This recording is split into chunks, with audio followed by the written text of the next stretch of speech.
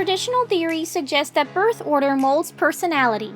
For example, firstborns become conscientious and conformist, middle children social and nonconformist peacemakers, and youngest children pleasure-seeking and selfish.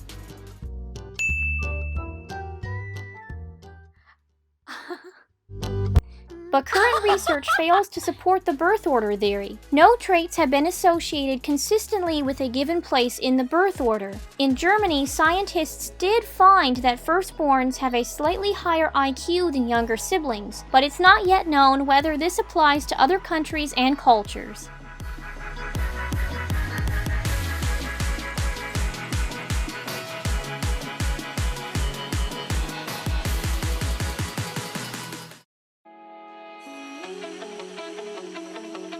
It seems intuitive that people have different learning styles, with the three main styles being visual, auditory, and tactile.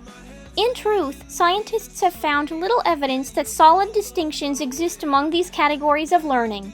Psychologists do not deny that individuals have unique abilities, but they do say that there is no real benefit in teachers designing different lessons for all the types.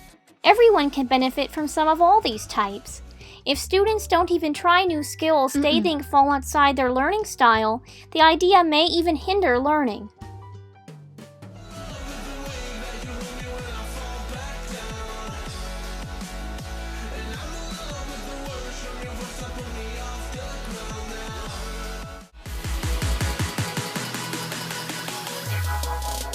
Practice is needed for success, but do 10,000 hours of it automatically create an expert? Research says it does not.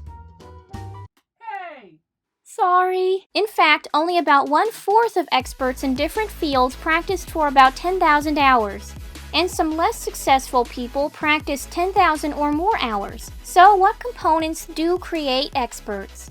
Researchers found that the type of instruction, presence of a skilled mentor, intelligence, memory, and the age you start practicing a skill to be important components. While practice is necessary, it is not sufficient. Success is the result of many ingredients, not just one.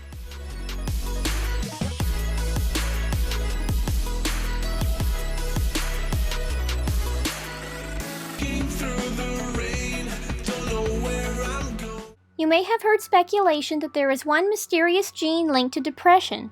Scientists have searched for this depression gene for years, but they have discovered only contrary evidence. Instead of one gene that determines depression, it seems a myriad of genes contribute to it.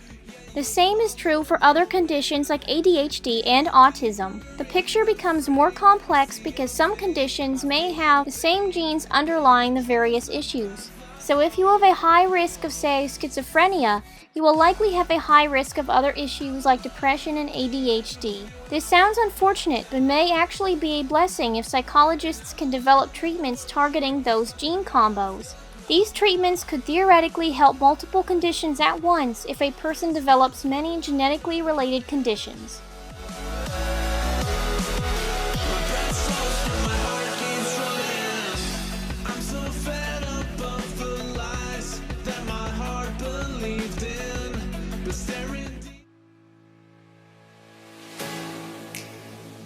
The term attachment styles refers to how you relate to others. There are 4 basic types.